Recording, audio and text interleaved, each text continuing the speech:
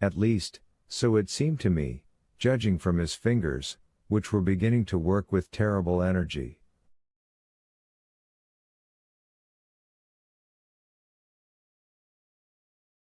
"It is certainly old Icelandic," he muttered between his teeth. And Professor Liedenbrock must have known, for he was acknowledged to be quite a polyglot.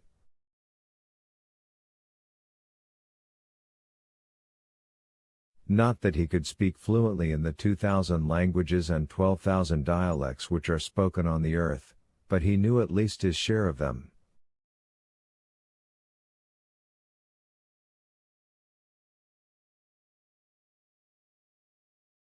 So he was going, in the presence of this difficulty, to give way to all the impetuosity of his character, and I was preparing for a violent outbreak, when 2 o'clock struck by the little timepiece over the fireplace.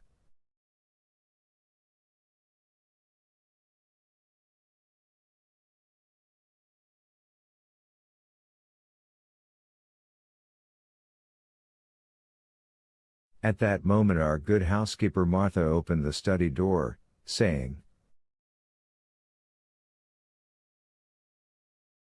"Dinner is ready."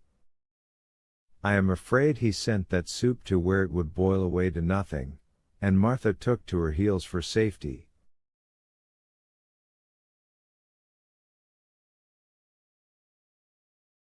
I followed her, and hardly knowing how I got there I found myself seated in my usual place.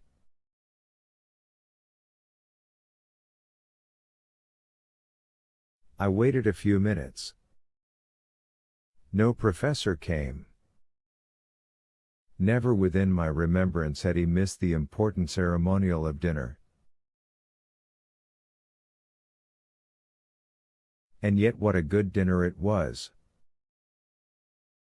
There was parsley soup, an omelette of ham garnished with spiced sorrel, a fillet of veal with compote of prunes, for dessert, crystallized fruit, the whole washed down with sweet moselle.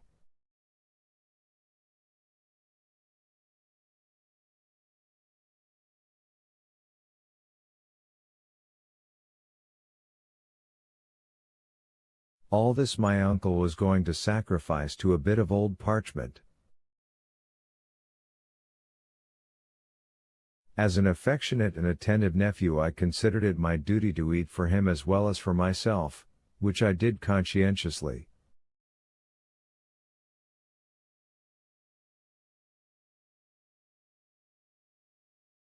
"I have never known such a thing," said Martha. "M. Liedenbrock is not at table."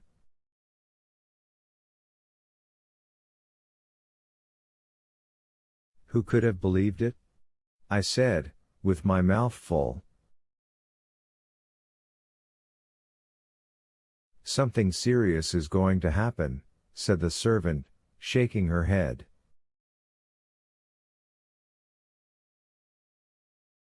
My opinion was, that nothing more serious would happen than an awful scene when my uncle should have discovered that his dinner was devoured.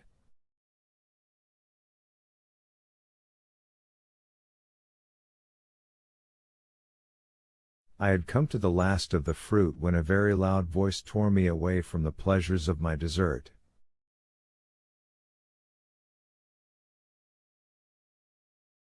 With one spring I bounded out of the dining room into the study. Chapter 3. The Runic Writing Exercises. The Professor. "Undoubtedly it is runic," said the professor, bending his brows, "but there is a secret in it, and I mean to discover the key."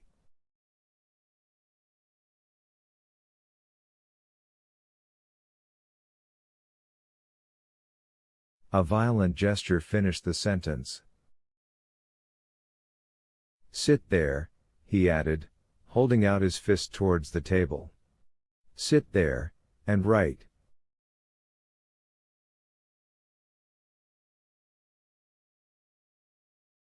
I was seated in a trice.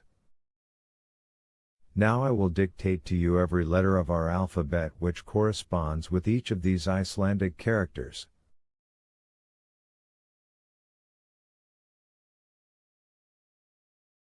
We will see what that will give us. But, by Saint Michael, if you should dare to deceive me. The dictation commenced. I did my best. Every letter was given me one after the other, with the following remarkable result.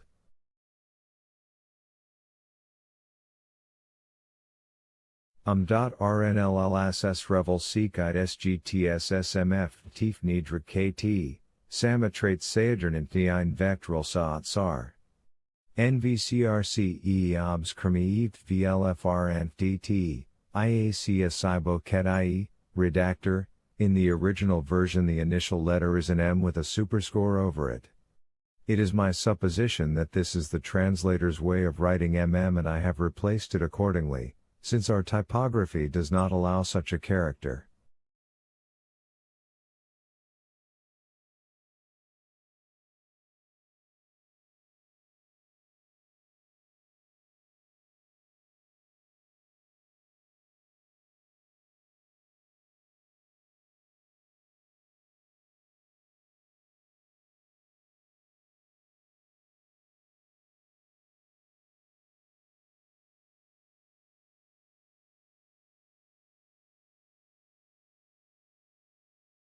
When this work was ended my uncle tore the paper from me and examined it attentively for a long time.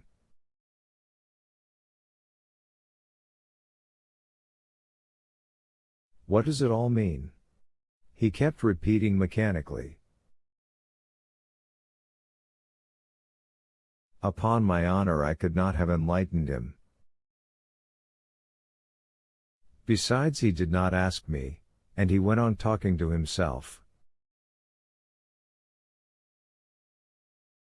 This is what is called a cryptogram, or cipher, he said, in which letters are purposely thrown in confusion, which if properly arranged would reveal their sense.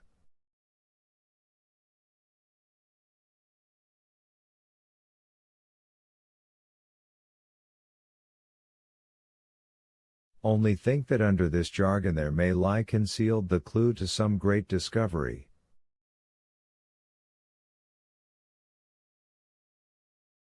As for me, I was of opinion that there was nothing at all in it, though, of course, I took care not to say so.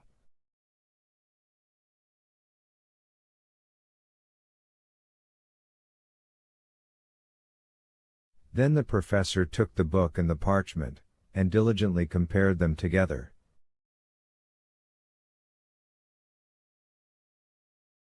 These two writings are not by the same hand, he said. The cipher is of later date than the book, an undoubted proof of which I see in a moment.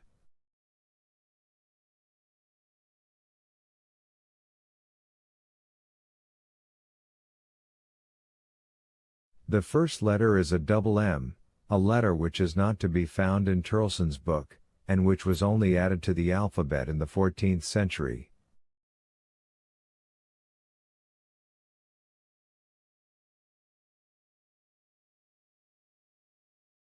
Therefore there are 200 years between the manuscript and the document.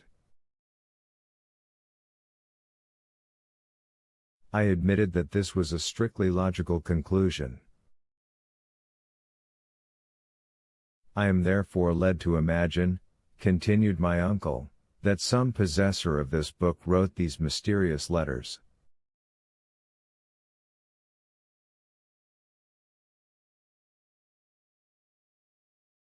But who was that possessor? Is his name nowhere to be found in the manuscript? My uncle raised his spectacles, took up a strong lens, and carefully examined the blank pages of the book.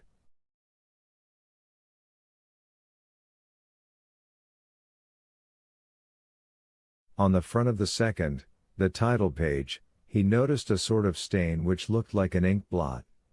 But in looking at it very closely he thought he could distinguish some half-effaced letters.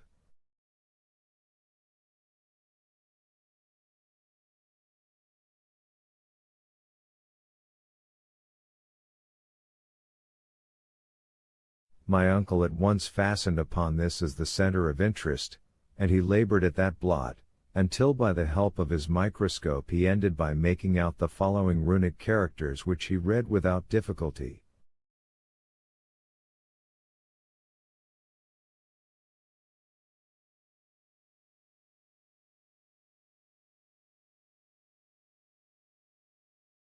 Arni Saknussemm. He cried in triumph. Why, that is the name of another Icelander, a savant of the 16th century, a celebrated alchemist.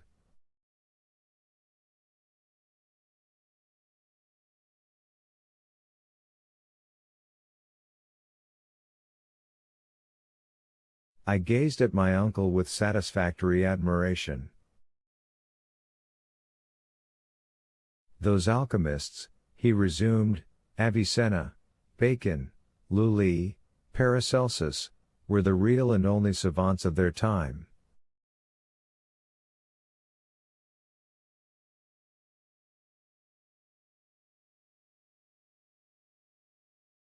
They made discoveries at which we are astonished.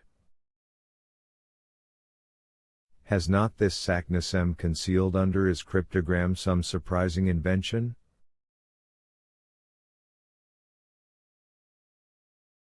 It is so, it must be so. The professor's imagination took fire at this hypothesis. No doubt, I ventured to reply, but what interest would he have in thus hiding so marvelous a discovery?